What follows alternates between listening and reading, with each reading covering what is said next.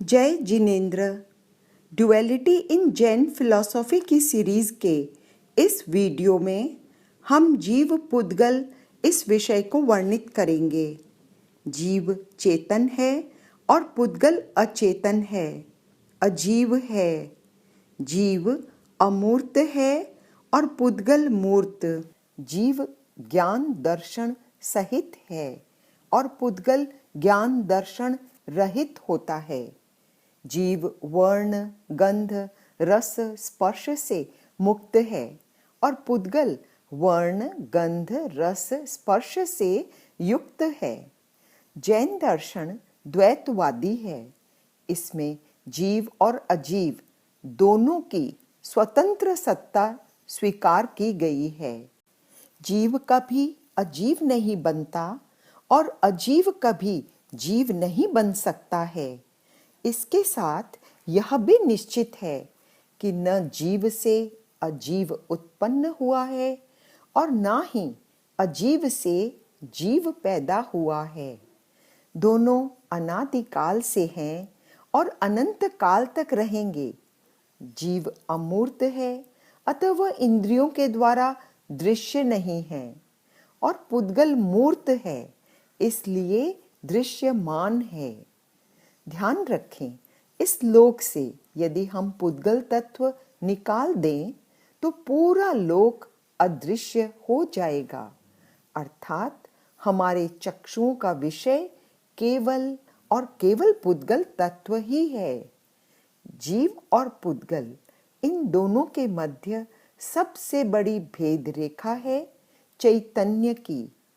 यह इन दोनों के बीच विभाजक रेखावत है।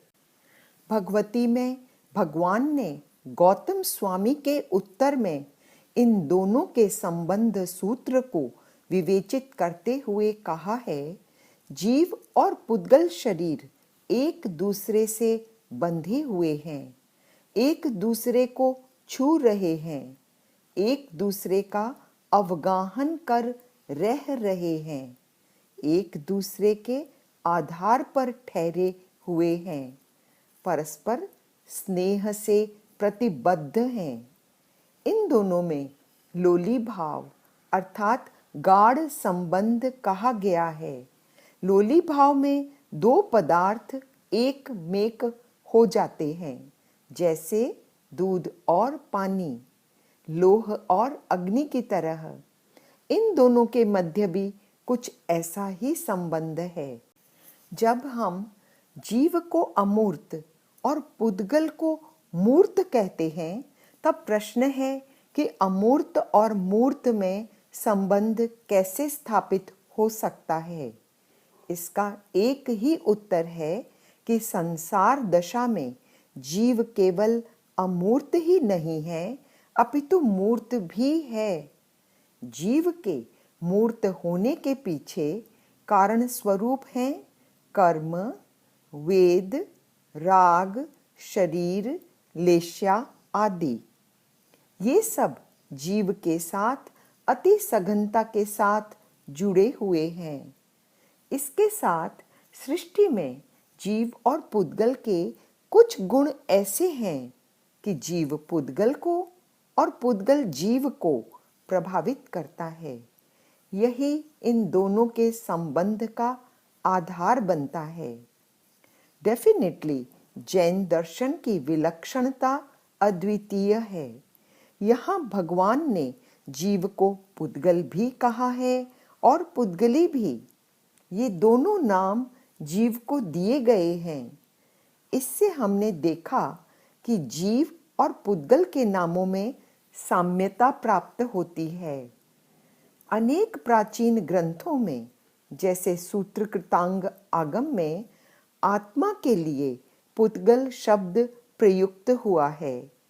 भगवती सूत्र में जीव के अनेक पर्यायवाची नामों में जीव का एक नाम पुद्गल भी बतलाया गया है। अब हम जीव और पुद्गल के संबंध को जानें। प्रथम बिंदु, जीव और पुद्गल भिन्न होते हुए भी, प्रतिपक्षी होते हुए भी संसारावस्था में एक दूसरे से सर्वथा स्वतंत्र नहीं हैं। इनमें संयोग वियोग चलता रहता है। दूसरा बिंदु, जीव की पहचान का मुख्य साधन है 5 इंद्रियां। 5 इंद्रियों में भी स्पर्शन इंद्रिय अत्यंत महत्वपूर्ण है। अन्य इंद्रियां अपने अपने नियत स्थान पर होती हैं, जबकि यह स्पर्शन इंद्रिय पूरे शरीर में व्याप्त है। इन इंद्रियों के कारण जीव को पुद्गली कहा गया है।